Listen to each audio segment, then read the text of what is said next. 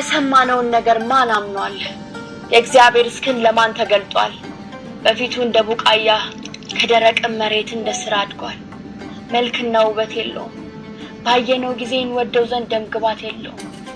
የተናቀ ከሰውም የተጠላ የሕማም ሰው ደዌን የሚያውቅ ነው። ሰውን ፊቱን እንደሚሰውርበት የተናቀ ነው፣ እኛም አላከበርነው። በእውነት ደዌያችንን ተቀበለ፣ ሕመማችንንም ተሸክሟል። እኛ ግን እንደተመታ በእግዚአብሔር እንደተቀሰፈ እንደተቸገረም ቆጠርነው። እርሱ ግን ስለመተላለፋችን ቆሰለ፣ ስለ በደላችንም ደቀቀ። የደህንነታችን ተግሳጽ በእርሱ ላይ ነበር፣ በእርሱ ቁስል እኛ ተፈወስን።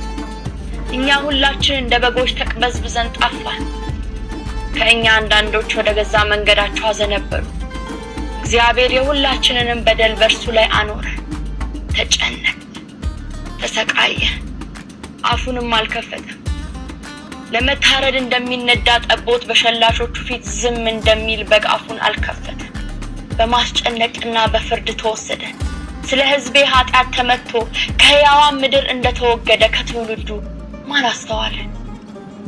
መቃብሩን ከክፉዎች ጋር አደረጉ፣ ከባለጠጎችም ጋር በሞቱ። ነገር ግን ግፍን አላደረገም፣ በአፉም ተንኮል አልተገኘበትም ነበር። እግዚአብሔርም በደዌ ያደቀው ዘንድ ፈቀደ። ነፍሱን ስለ ኃጢአት መስዋዕት ካደረገ በኋላ ዘሩን ያያል፣ እድሜውም ይረዝማል። እግዚአብሔርም ፈቃድ በእጁ ይከናወናል። ከነፍሱ ድካም ብርሃን ያያል፣ ደስም ይለዋል። ጻድቅ ባሪያዬ በእውቀቱ ብዙ ሰዎችን ያጸድቃል፣ ኃጢአታቸውንም ይሸከማል። ስለዚህ እርሱ ብዙዎችን ይወርሳል፣ ከኃያላንም ጋር ምርኮን ይከፋፈላል።